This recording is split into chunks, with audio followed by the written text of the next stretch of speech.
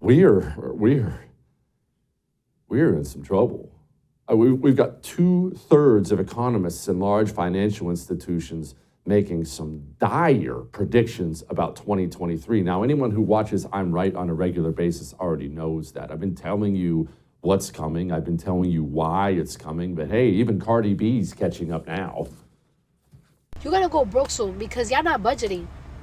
I get a summary of the money that's being spent in my home every week. So when I'm starting to see that like groceries is like tripling up, it's like, hey, yo, what the is going on? And like when I go to the supermarket, like I went to the supermarket, I'm seeing that everything tripled up. That like lettuce was like $2 a couple of months ago, and now it's like $7. Of course, I'm gonna say something.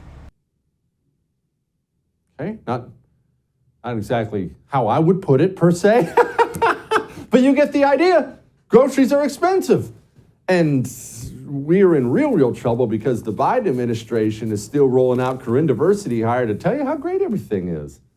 We've made significant progress in lowering the prices, gas prices specifically. Prices are down nearly $2 per gallon and are lower today than they were 1 year ago today, this very day. Once these refineries come back online, do you expect the gas prices to come back down? And the price of gas when the president came into office was $2.39 a gallon. I know, but I'm talking about 1 year ago, and that was 1 year ago was not when he came into office, right? So.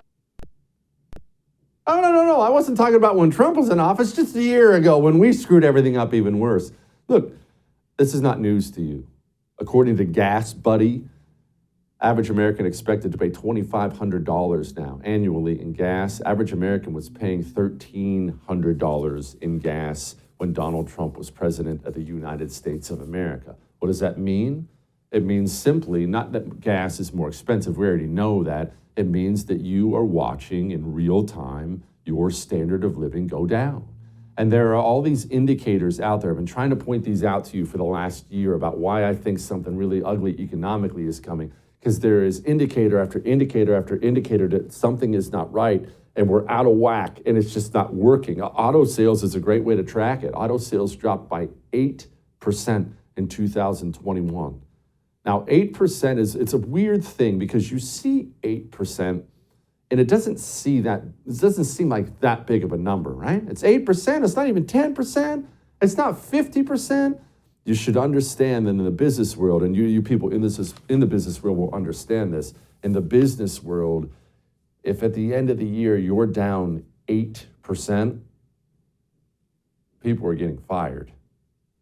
There is going to be a DEFCON 3 situation going on at your company if sales are down 8%. Well, nationally, sales are down 8%. It's a really, really, really big deal.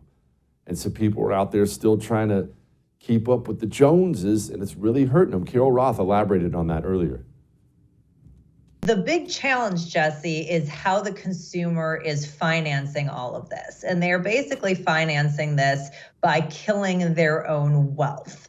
We had savings for consumers, personal savings, that peaked in about September of 2021 at about $2.3 trillion.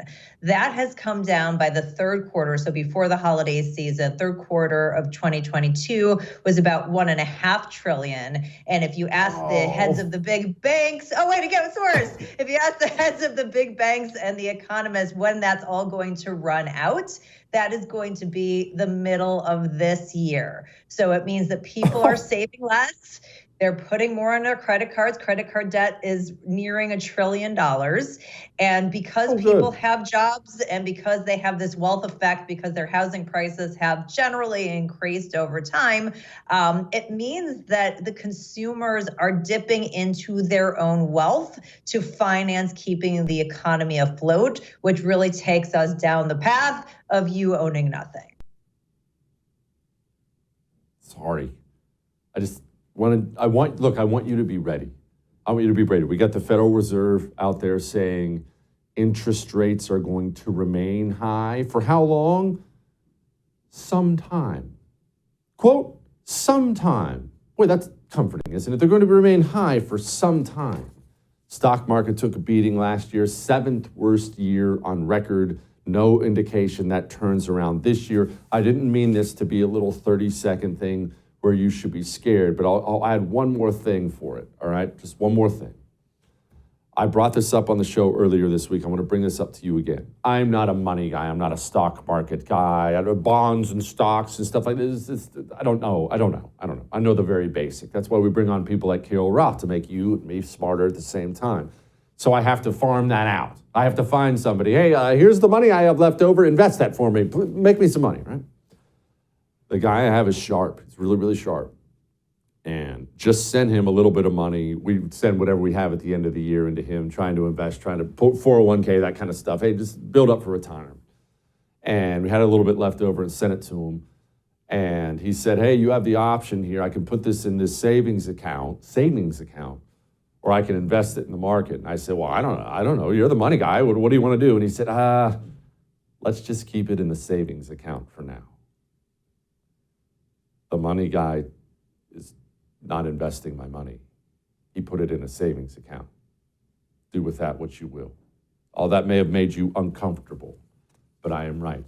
Now here's something that's not going to make you uncomfortable. We have a major announcement, a good announcement, one that'll put a smile on your face, and it's coming up next. You know what else puts a smile on my face? Annoying my wife. I don't know why that is. Probably because I'm a bad person.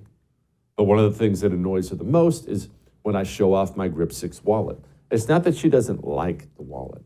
It's just that I enjoy so much finally having a wallet that one doesn't wear out. All the little leather ones I had always wore out. My cards start falling out. It locks my cards in. I love that. I love the security of it. And just being able to squeeze it and have all my cards pop up is so much fun. So every time I go buy something now, I pull it out and I kind of hold it over by her face and I just pop it up really quick. She hates it. It's fantastic. Go get your own Grip 6 wallet. They are the best. Made in America, by the way, of course. Made in America. Go to grip6.com. Promo code Jesse saves you money. They also have the best socks and belts I've ever had in my life. Grip6.com, promo code Jesse, all right? We'll be back.